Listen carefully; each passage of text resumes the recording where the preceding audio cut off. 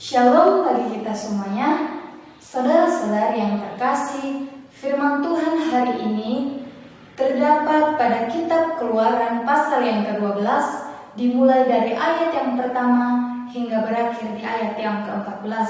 Saya akan membacakannya bagi kita. Beginilah firman Tuhan.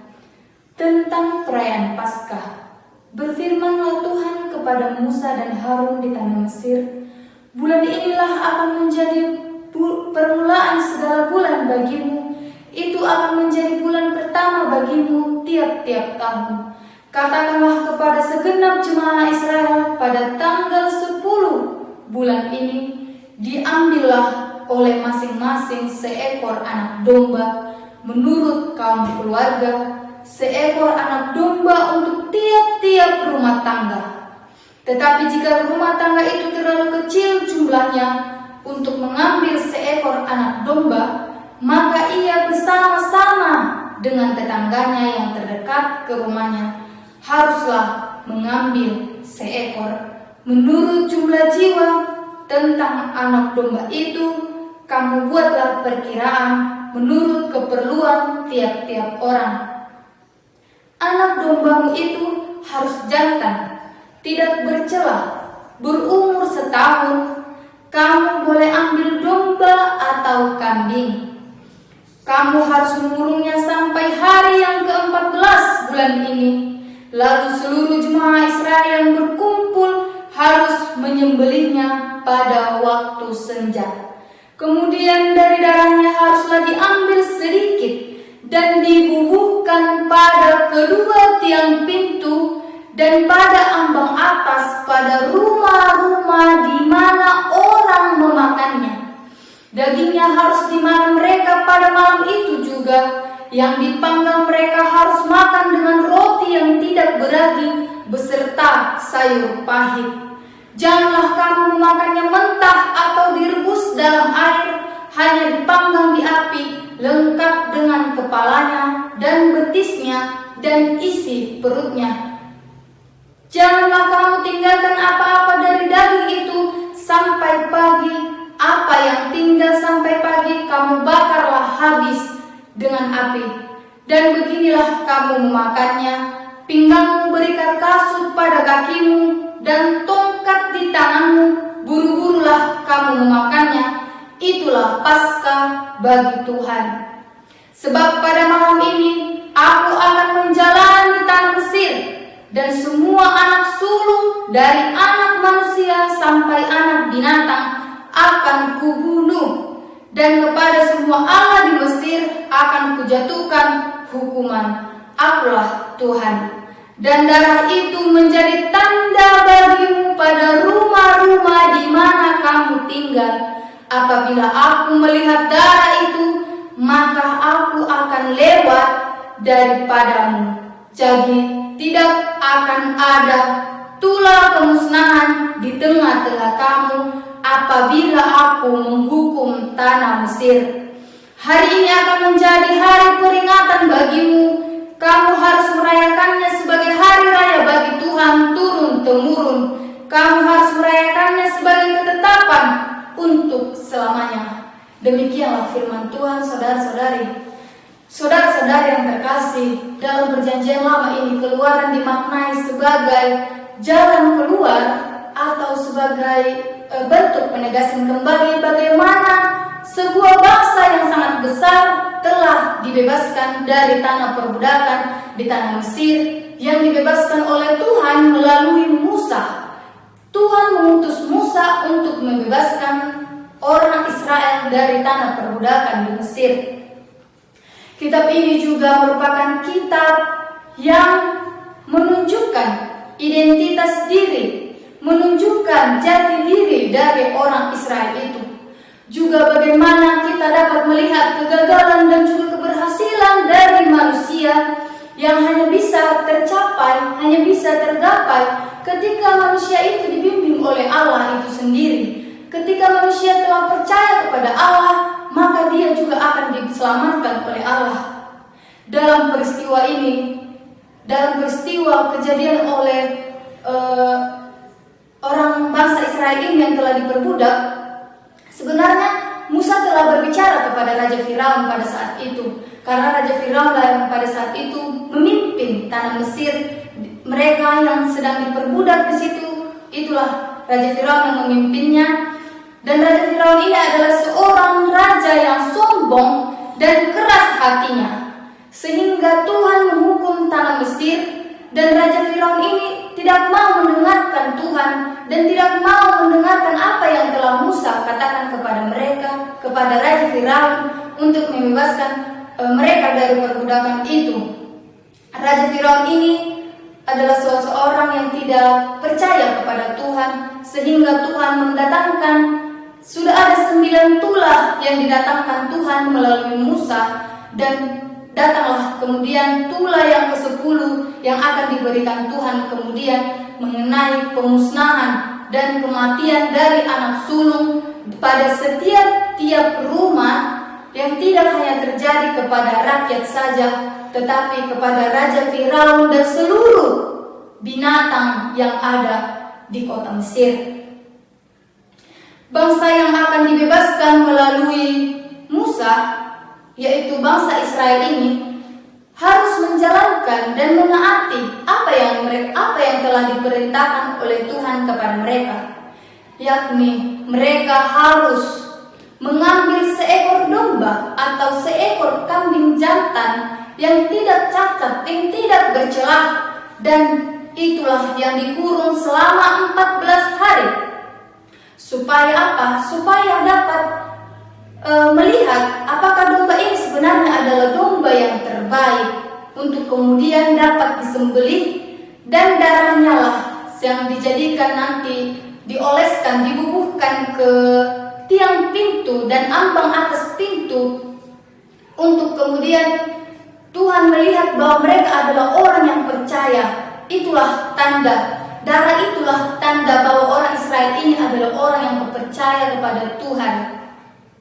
Kemudian saudara-saudara yang terkasih, selama 14 hari ini sebenarnya bangsa Israel juga harus berada di dalam rumah untuk menunggu penantian ini. Jadi ketika dombanya ini atau kambingnya ini berada di dalam kurungan, mereka juga harus berada di dalam rumah untuk menunggu hari yang telah ditentukan Tuhan untuk bisa diselamatkan. Penggenapan dari apa yang telah mereka lakukan ini sebenarnya sudah ada di dalam Yohanes 1 ayat 29. Saya akan membacakannya bagi kita. Saudara-saudari bisa membacanya dari rumah. Beginilah firman Tuhan. Pada keesokan harinya Yohanes melihat Yesus datang kepadanya, dan ia berkata, "Lihatlah anak domba Allah yang menghapus dosa dunia." Jadi Yohanes di sini sudah mengatakan kepada murid-muridnya bahwa ada anak domba Allah yang telah menyelamatkan dosa manusia.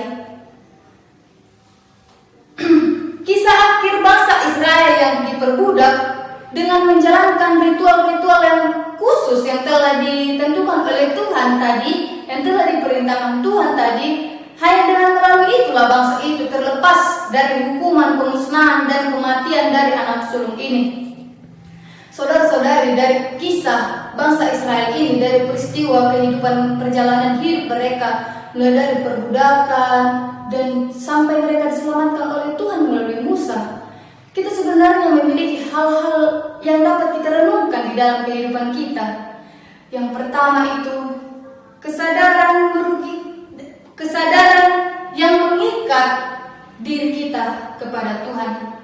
Sebagai bangsa pilihan Allah, tentunya bangsa Israel ini harus memiliki identitas, keyakinan yang jelas kepada siapa mereka sebenarnya percaya, dan itu harus dibuktikan.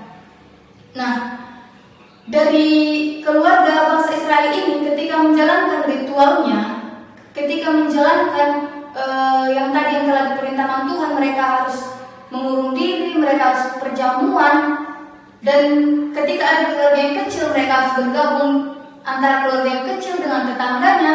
Di dalam hal ini mereka telah mengikatkan diri mereka kepada Tuhan. Mereka sudah melakukan perjamuan dan persekutuan kepada Tuhan. Mereka sudah mendekatkan dirinya kepada Tuhan, membuka diri bahwa Tuhan itu percaya bahwa Tuhan itu adalah sebagai juru selamat mereka dari maut kematian.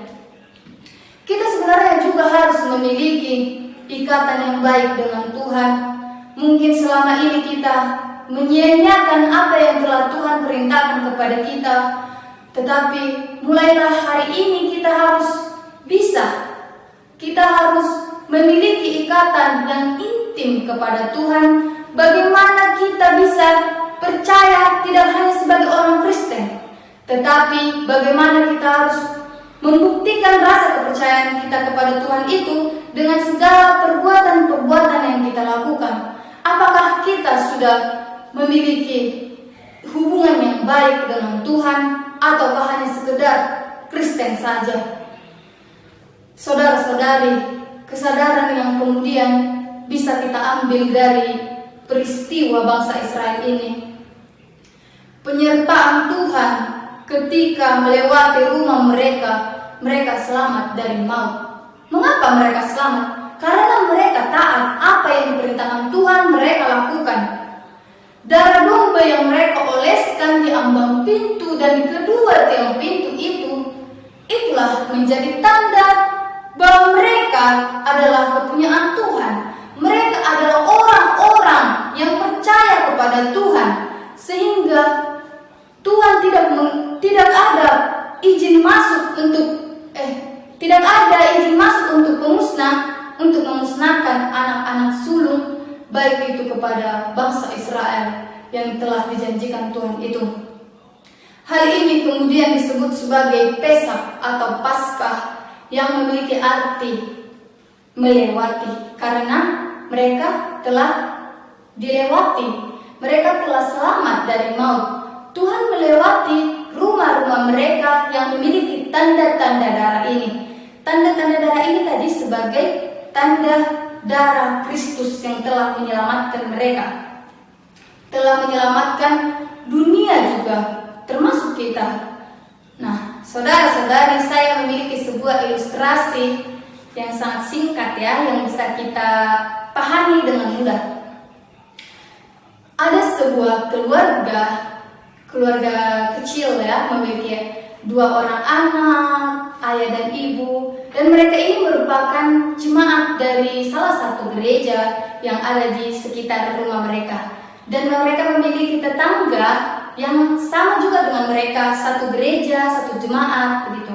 Nah, keluarga ini memiliki permasalahan yang sangat rumit di dalam keluarganya, silih berganti, mulai dari permasalahan ekonomi, permasalahan anak yang tidak bisa diatur, anaknya sudah tidak mau lagi menempuh pendidikan karena hanya menyia-nyiakan waktu yang telah diberikan oleh orang tuanya. Mereka hanya bermain ke sana sini, tidak mementingkan apa yang akan dibenah dari kecil untuk ke masa depannya nanti. Kemudian si tetangganya ini memperhatikan perubahan-perubahan yang terjadi dalam setiap keluarga ini, sehingga dia mendekatkan diri dan bertanya, apa yang terjadi dalam keluarga ini? Mengapa kalian begini? Nah, kemudian keluarga ini menceritakan semua permasalahannya, karena si tetangganya ini melihat mereka juga tidak ada lagi di gereja. Mereka sudah dalam persekutuan sudah berkurang, tidak pernah lagi menghadirinya, sudah sangat lama. Sehingga ketika mereka mengatakan seperti itu, si tetangganya ini menjelaskanlah kepada keluarga ini bahwa mereka harus tetap berpegang teguh kepada Tuhan dan tetap mengandalkan Tuhan, percaya kepada Tuhan bahwa mereka akan diselamatkan Tuhan, dibebaskan Tuhan dari penderitaan duniawi yang sedang mereka hadapi. Permasalahan-permasalahan keluarga itu akan selesai hanya bersama dengan Tuhan. Saudara-saudari, Paskah yang merupakan karya keselamatan Allah bagi kita dan juga sebagai penghayatan Paskah atas karya keselamatan Allah. Kita juga harus menjadi manusia yang baru, seperti bangsa Israel ini menjadi manusia yang baru, yang bisa mengubah hidup kita, meninggalkan kebiasaan-kebiasaan yang mungkin menyakiti hati Tuhan. Karena kita mungkin hanya sekedar percaya, tapi kita tidak ada pembuktian, aksi-aksi konkret kita tidak ada terjadi.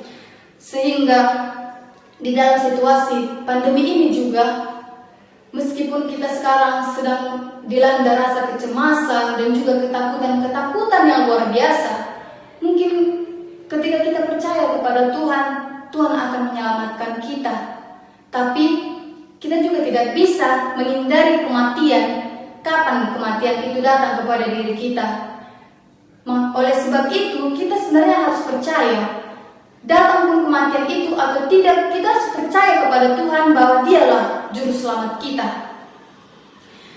Jemaat yang terkasih, marilah kita sebagai orang yang percaya, yang telah memilih Yesus sebagai juru selamat kita, maka kita juga harus menjaga kepercayaan kita kepada Tuhan dengan sungguh-sungguh.